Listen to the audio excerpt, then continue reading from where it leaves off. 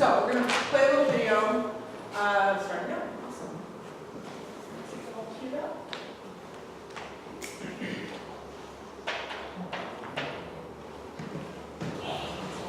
Introducing the new Apple iPerson complete with multi-touch and volume control. Doesn't it feel good to touch? Doesn't it feel good to touch? Doesn't it feel good to touch? My world is so digital, I have forgotten what that feels like.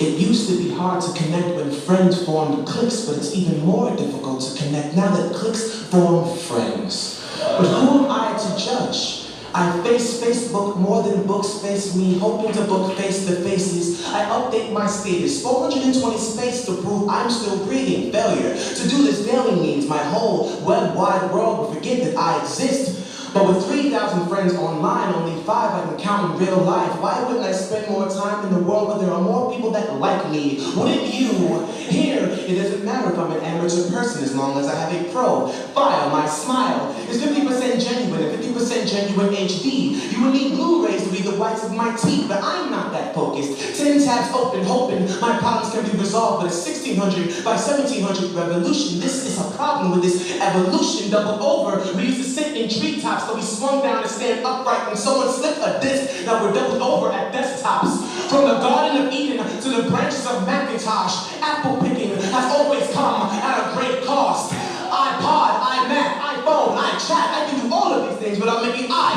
contact.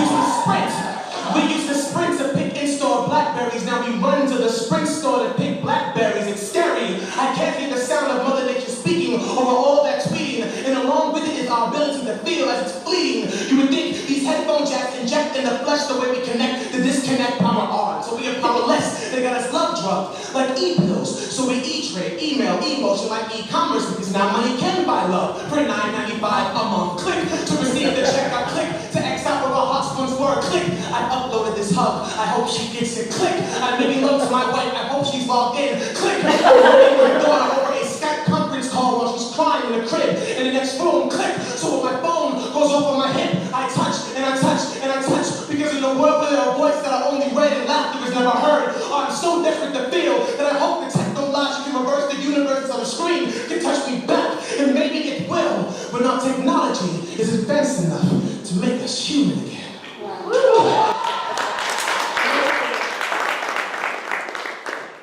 Okay, so today I wanted to talk a little bit about my philosophy of business that helps me inform how I interact with my clients and why it's a better experience to work with me than it is to work with the average good realtor.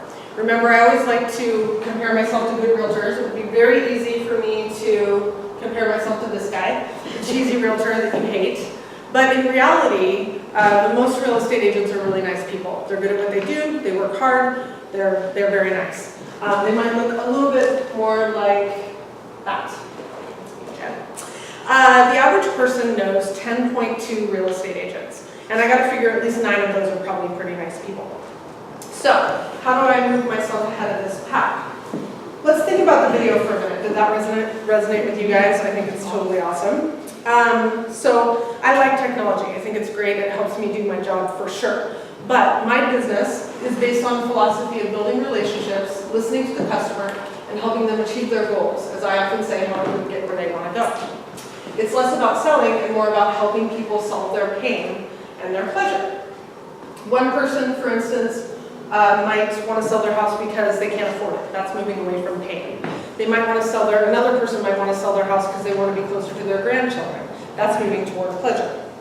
The key to understanding what a client needs isn't figuring out how to get their house sold, it's figuring out why they want to sell their house and how they're best served during that process. So, flow is really the key to all of that. Flow is not about running a good business. In fact, it's not about business at all. It's about listening to what people tell you, asking them questions, and actually caring about the answer to those questions. So, I have 3 examples of how this has helped my clients recently. 1, super stressful transaction. I'm dealing with an agent on the other side who's incredibly stressed out. We're 2 weeks past closing. It's not Rob's fault, it was a different lender. The agent's getting yelled at by his client. He's getting really, really short-tempered. We're emailing back and forth. He's starting to threaten that we're not going to get an extension. And I realized realized this isn't really right because he's been great so far in this transaction. We've had a great rapport. So I pick up the phone. Within 2 minutes, I have completely changed the tone. I ask him how his day is, I tell him I understand the stress this is causing, and both him and his seller, and all of a sudden he's laughing, he's saying he understands how this works.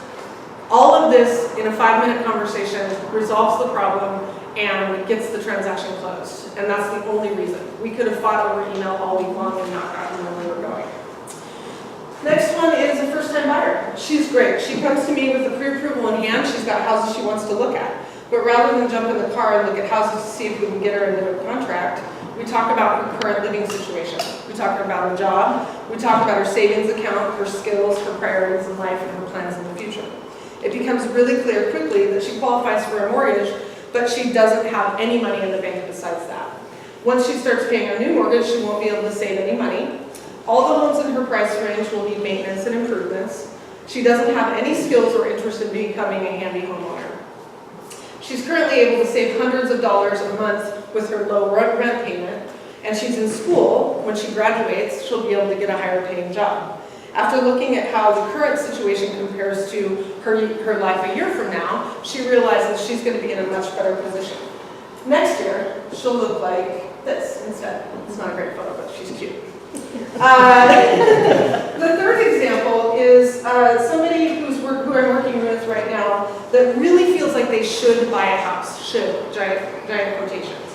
They have a really cheap rental that they live in though, and a landlord that wants them to stay indefinitely, and they don't know if they're going to stay in Seattle long term.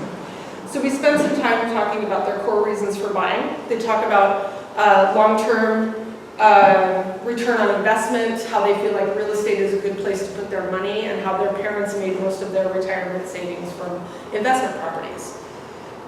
So we talk about the difference in what they're going to pay for the $6,000 mortgage they're going to get versus what they're going to pay for 5 years in rent. And it becomes really clear to me that they're better off buying a rental, making some income and some appreciation. And when they move to the East Coast to be closer to their parents, they're not going to have to sell it because they'll call Holly and have her manage them. So these are the 3 ways that I, just in the last month, have helped people really by listening to them and getting to know what they need. Domenica, Lovaglia, Windermere Real Estate.